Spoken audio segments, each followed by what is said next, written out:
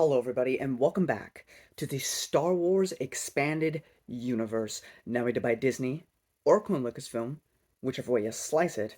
Legends. Today, I have for you Dark Empire 2 and Dark Empire 3, Empire's End.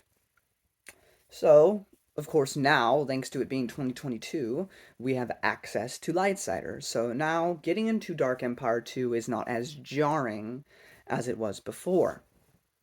As before we had Lightsider, I mean, some people on the internet have had it for a little bit longer than the rest of us, but um, for the majority of people, you had Dark Empire 1, which is, I think, a pretty solid comic. I think it stands up really well, and, I like the art. I think it's unique. I think it's interesting.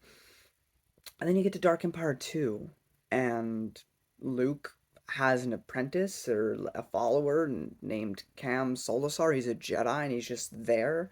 And there's also these dark disciples or whatever of Palpatine that we didn't meet in the first issue. And there's just all these characters and all these things going on in Dark Empire 2. And you're like, what? And thanks to Lightsaber, there's kind of more of an understanding of who these characters are. I guess we're to presume that they were always around during Dark Empire. It's just that Luke got straight to the Emperor, so it wasn't they couldn't like mess with him or anything because now they're like trying to keep the Empire afloat until the Master makes his grand return. Cedrus, um, Cedrus is from Lightsider as well as Dark Empire 2, and he looks like a '90s like goth guy and kind of edgy, and I don't know, just um, I I enjoyed the characterization of him in Lightsider well enough, but as for Dark Empire 2, I don't know, I didn't feel it. None of the dark disciples of Palpatine did I really find that interesting. Um, I like Cam enough, but that's the thing. I only actually care about Cam now because of Lightsider. Without Lightsider, he's just there. He's not super interesting or anything. Um, Also, I think it's in these comics, in Dark Empire 2, where, unless it happened at the end of Dark Empire 1, I don't remember, but Anakin Solo is born. Along with that, Luke and Cam go to Ossus, which is a very important planet back in Tales of the Jedi, and will be an important planet again in the Legacy comics. But it is an ancient place of Jedi.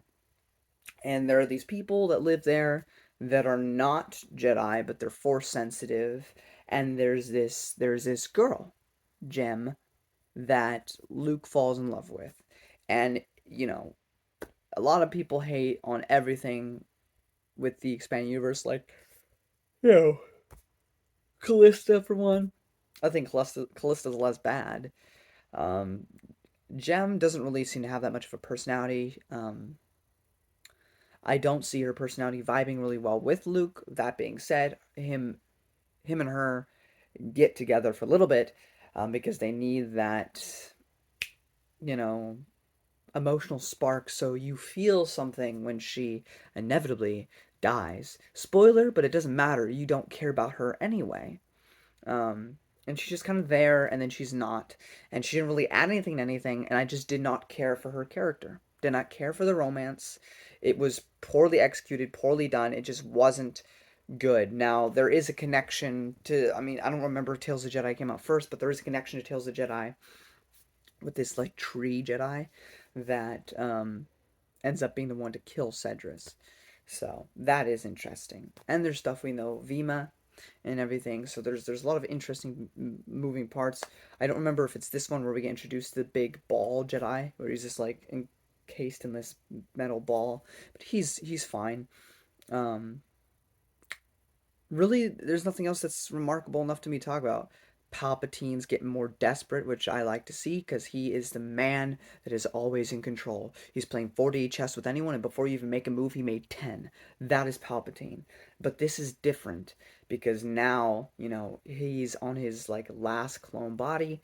He needs something else. He knows his clone body won't last forever, and if that happens, he could switch to a different body, but if it's not a body that can contain him, he's just going to be the same predicament again and again and again, and he can't stand it because he's always been at top, and now he's at his most desperate. And so I may be making this sound cooler than it is, but so it's different for Palpatine, and I kind of like that. I don't like that he's kind of like super angry, but I mean, I guess it's just more of his dark side coming out because I always felt like yes, Palpatine used the dark side heavily, but that's the thing, he used it. I don't feel like it ever controlled him. Because as Darth Plagueis shows us, he's always been a bit of a prick, even since he was a kid. I mean, there's some justifiable reasons for why he acts to an extent. His father isn't the nicest person, but then again, he's been like this, as far as we're aware, forever. So, whereas now, he's kind of coming off as more that stereotypical Sith, where they get angry a lot, da da da, So that was kind of interesting. But overall, Dark Empire 2 it's good, but it's nowhere near the quality I think the Dark Empire 1 holds. And then of course we get to the issue which is Empire's End, which is a 2-issue finale to all of this.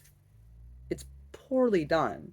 Now I know I can't really put that on Tom Veitch because issues with Lucasfilm arose and all they had left was 2 issues, so everything felt very rushed.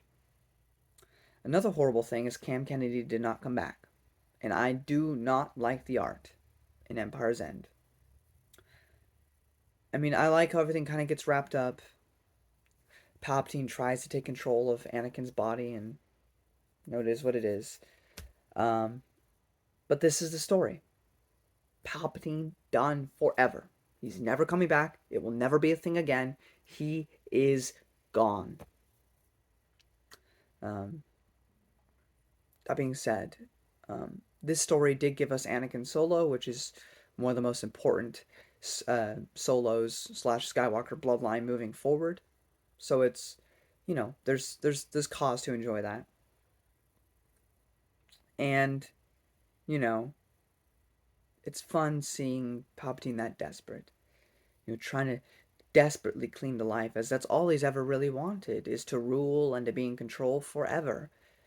And with the entire expanded universe in mind, it's fascinating because, again, Vitiate, Valkorion, the dragon of Zakul, did this in SWTOR, in the Old Republic.